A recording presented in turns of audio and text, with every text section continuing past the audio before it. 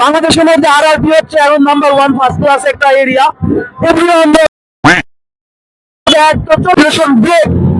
এর মাঝে কিন্তু শুরু হয়ে গেছে শোডাউন। শোডাউন কিন্তু শুরু হয়ে গেছে, আপনারা দেখতে পাচ্ছেন। ওইদিকে কিন্তু হিউজ পরিমাণ মানুষ, মানুষ জমে গেছে।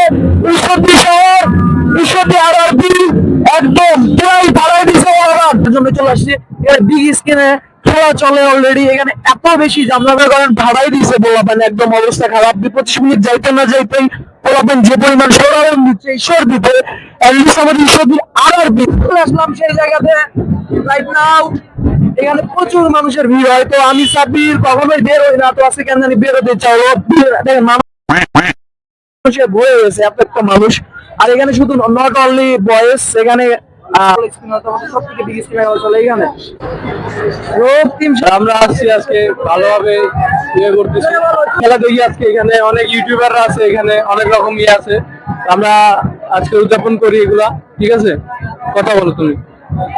অনেকদিন পর ঢাকা থেকে আসছে ছোট ভাই আমার, তো চলে আসলাম হচ্ছে বিগেস্ট আরআরপি। সবাই মজার যে আরআরপি হচ্ছে এশিয়ার মধ্যে সব থেকে বড় হচ্ছে শপিং কমপ্লেক্স, যেখানে হচ্ছে আমাদের ঈশ্বরদীর যত মানুষ আছে সবাই কিন্তু এখানেই আসে। হ্যাঁ, ঈশ্বরদীর যত মানুষ আছে মোটামুটি এখানে যে সবাই এখানে কিন্তু খেলা দেখে। আর আজকে যেহেতু একটা বড় বিষয় দিন, সেই দিন উপলক্ষে প্রায় জমজমাট চলে আসলাম বিগ স্ক্রিনের সামনে।